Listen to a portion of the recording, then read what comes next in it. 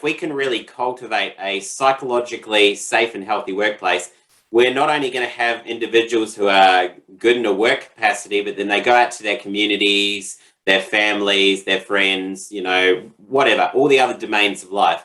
And they are going to be healthier people, and they're going to. This is based on my experience, where I was a manager.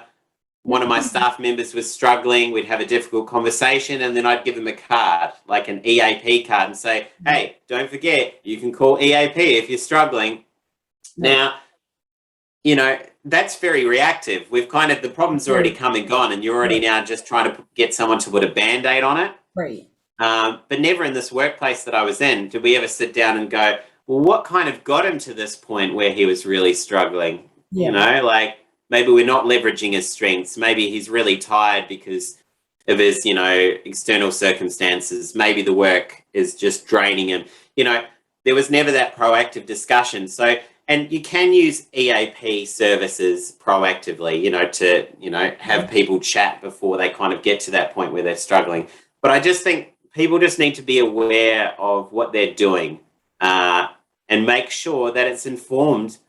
It doesn't have to be a serious, employee survey or some in-depth interviews or something. It can just be some chats where you just, start to talk to people and understand how they're feeling, because that's how you bring about the greatest change. So I don't think it needs to be too complicated. I think if you're really serious and you think, I want to create the best and, most psychologically safe and healthy workplace possible, all right, it's a big mission, but if you're keen to do it, frameworks like that integrated approach and other different frameworks around the world, get on board with those, because those are the ones that will help really drive your strategy, I think.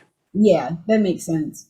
I can see how it would be really easy. Not that it's easy to do, but it seems like it'd be simpler the smaller the company is, because it's just easier. One thing is easier to get buy-in from everyone. If especially you're the owner and you're the manager and you're everything, it's pretty easy to get buy-in from yourself that this is a good idea. Yeah. I can see, and that this is how you're going to operate your company. But then the more people, the more senior level managers you have, or whatever you want to say, I think the more difficult it gets, because you're going to have some of those. I can see that actually being one of the biggest barriers to getting something like this in place, is just the fact that if not all of your senior level managers are on the same or are on board with this, and they don't all buy into it 100%, it's not going to work, because you're going to have different departments doing different things.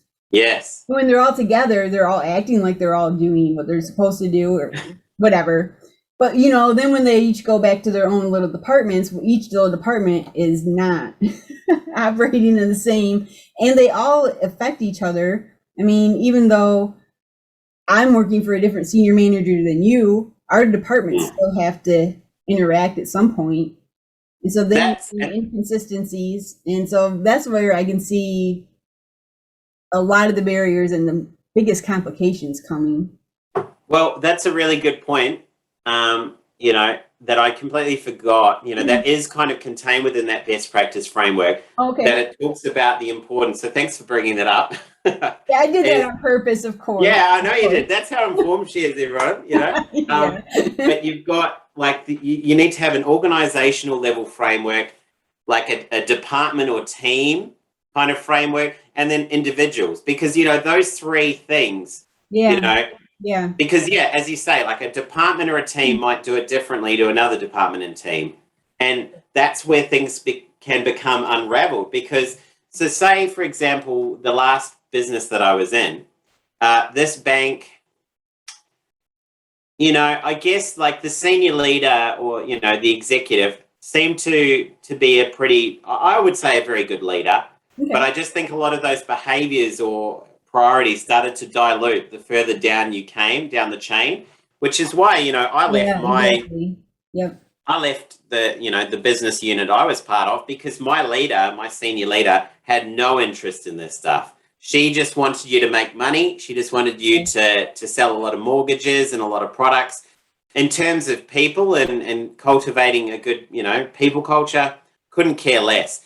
So that's where you need to have, and again, where the complexity comes in. You need the organizational culture and framework and vision to be really in line with this. But then you also need to make sure that there's no break in the chain, because there will be people that bring in their own, maybe because the senior leader, like the one I had, maybe she just didn't feel comfortable talking about mental health. Maybe she'd grown up in an environment where that was never part of the conversation, but she felt really confident with sales. So quite easily, maybe there's no ill intent there.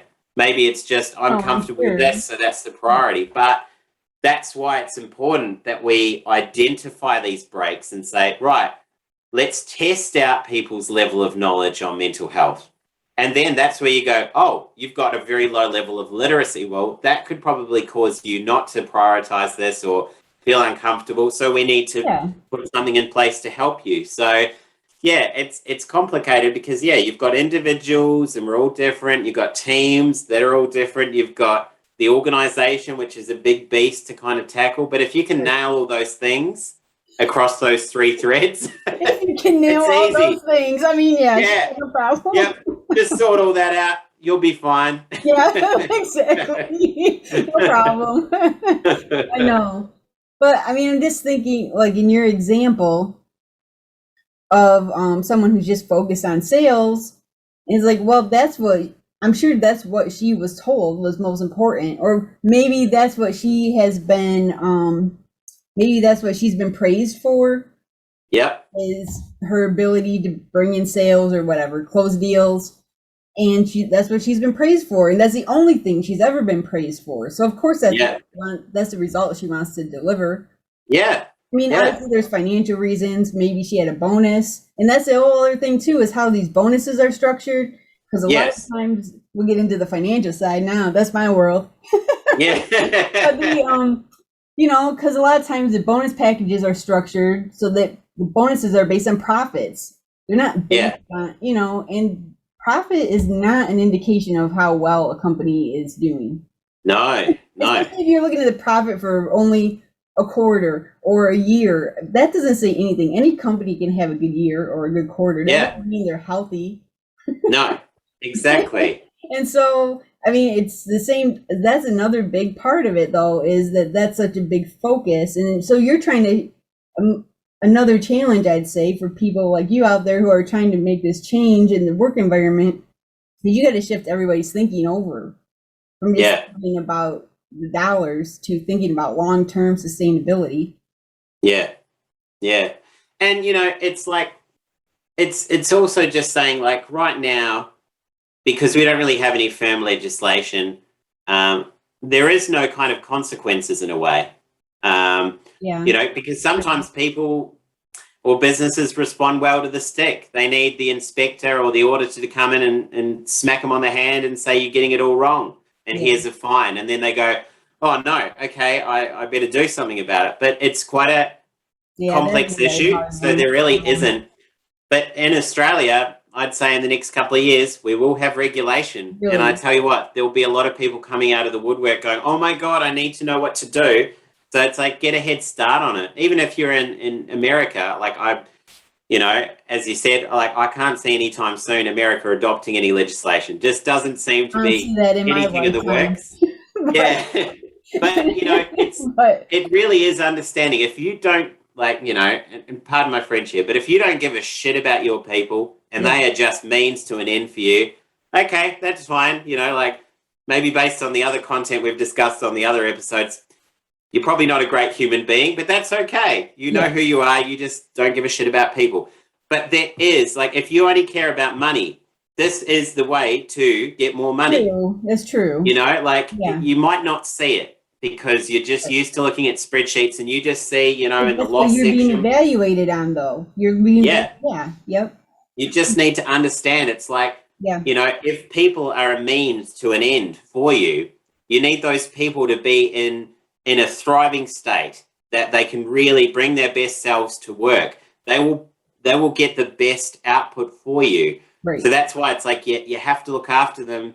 It'll be the same thing. You can tell everyone you love them and secretly deep down think, I don't give a shit about you at all. This is just to get more money. And that's fine, but that's how you're going to get the money ultimately in the long term and make it a sustainable business. Yeah. So, yeah,